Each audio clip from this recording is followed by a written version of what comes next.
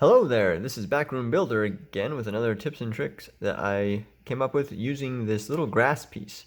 Now, you might have seen this recently on the Lego Pick-a-Brick wall. It's a new grass piece, a newer, where it's got a little bar hold on this end, but it also has a spot to stick a bar piece inside the middle. It's just a typical three-piece grass piece, but the fun thing about it is that you can stick them into each other like that. And create long bits of plant material like this. Okay, it's actually kind of fun to pull apart and push together, but that's not the point. The point is, what can we make with these? Well, I found that you can make a really nice looking pine tree, kind of an evergreen looking tree here.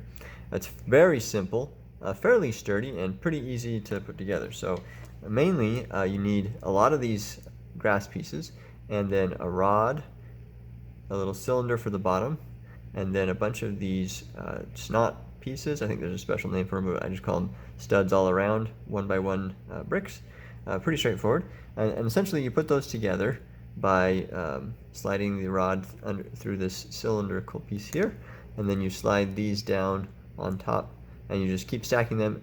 And the key with this is you want to offset the snot pieces here by 45 degrees, so that as you work your way up, the branches come off in different arrangements. So you can see on the bottom, there's this one here. I guess it's not quite 45-degree angle on this one, but as you alternate it, working your way up, it makes the tree have a more round shape. It gives it much better appearance, in my opinion. Another thing to note is as you work your way up, you will be using fewer and fewer of these pieces. On the bottom, I have 6, and then as you go layer by layer, you go like 5, and you do like 2 or 3 rows of 5, a couple of rows of 4, 2 rows of 3, a row of 2, a row of 1, and then at the top you just put a few more there.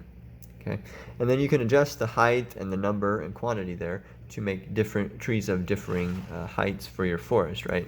You can make shorter ones, taller ones. You can see here there's a couple that are taller than the others, have a little more steps as you go up. One thing I did notice as you get a little bit farther down, is if you make taller trees, you have a problem with little gaps forming.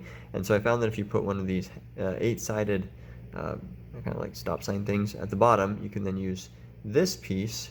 It's a little bar acceptor with a little hook there, to put 8 on the bottom rather than just 4, and that makes the bottom look a little better than just having the 4 sides. You have 8 rather than 4, and that works better for the taller trees. Okay. So again, that's a pretty straightforward little tree. One thing, I've made a number of these. They're really easy to make. I think I was able to make 2 or 3 of these, maybe 4 from a single cup of these from the Pick-a-Brick wall.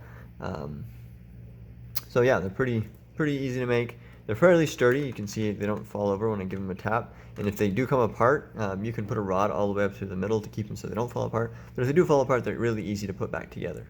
Okay.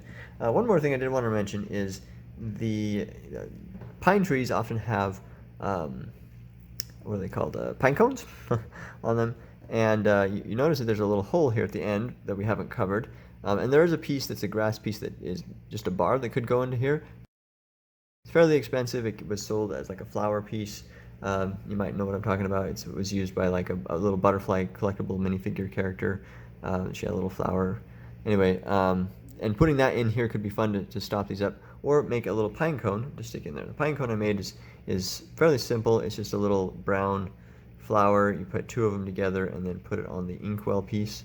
You can see that kind of small there, and then you just kind of stick that inside there for a little pine cone. If you just make a handful of those and stick them in those holes, it adds a little variation to your trees.